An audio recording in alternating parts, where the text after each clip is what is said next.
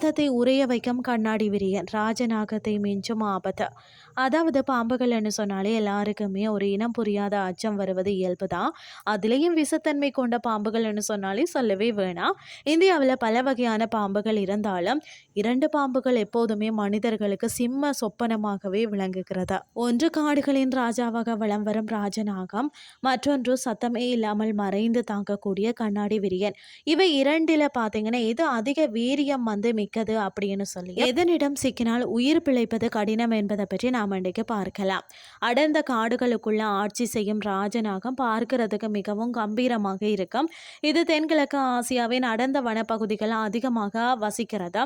மற்றது பாம்புகளை விட அளவில் மிக பெரியது மட்டுமில்லாமல் மிகுந்த புத்தி கூர்மையும் கொண்டது. இதன் விஷம் பார்த்தீங்கன்னா நியோரோடாக்சின் வகையை சேர்ந்தது. அதாவது பார்த்தீங்கன்னா இது மனிதனை தீண்டிய உடனே நேரடியாக நரம்பு மண்டலத்தை தாக்க தொடங்கும். மூளைக்கும் உடலுக்கும் உள்ள தொடர்பை துண்டித்து சுவாச கோளாறை ஏற்படுத்தி மிக குறுகிய காலத்துல மரணத்தை உண்டாக்கக்கூடியது. மேலும் பார்த்தீங்கன்னு சொன்னா இது ஒரே கடியில மிக அதிக அளவிலான விஷத்தை உடல்ல செலுத்த ஆற்றல் கொண்டது. சுமார் 7 மில்லி லிட்டர் அளவுள்ள இதன் விஷம் ஒரு யானை கூட சாய்த்து விடும் வல்லமை படைத்ததாம். மற்றது கொடூரமான கண்ணாடி விரியன். கண்ணாடி விரியன் பாம்பானது காடுகள் மட்டுமல்லாமல் வயல்வெளிகள்ல மற்றது சமவெளி பகுதிகளிலையும் பரவலாக காணப்படுகிறது. இதன் விஷம் பார்த்தீங்கன்னா ஹீமோடாக்சின் வகையை சார்ந்தது. இது ராஜநாகத்தை போல நரம்பை தாக்காமல் நேரடியாக இரத்த செல்களை சிதைக்க தொடங்கும். இது கடித இடத்துல கடுமையான எரிச்சலும் தாங்க முடியாத வலியும் ஏற்படும். ரத்தம் உறைவதை தடுத்து திசுக்களை அழுக செய்யும் வேலையை இதன் விஷம் செய்கிறதோ. இதனால் பாதிக்கப்பட்ட நபரின் உடலில் ஏற்படக்கூடிய ரணங்கள் ஆறுவதற்கு வெகு நாட்கள் ஆகும். ராஜநாகம் உடனடியாக உயிரை பறிக்கும் என்று சொன்னால் கண்ணாடி விரியன் மிகுந்த வேதனையை கொடுத்து துன்புறுத்தும் தன்மை கொண்டதாகவும் சொல்லப்படுகிறதா. இந்த இரண்டு பாம்புகளையும் ஒப்பிட்டு பார்க்கும்போது ராஜநாகத்தின் பலம் அதன் பிரம்மாண்டமான உருவம் மற்றது வலிமையாகும்.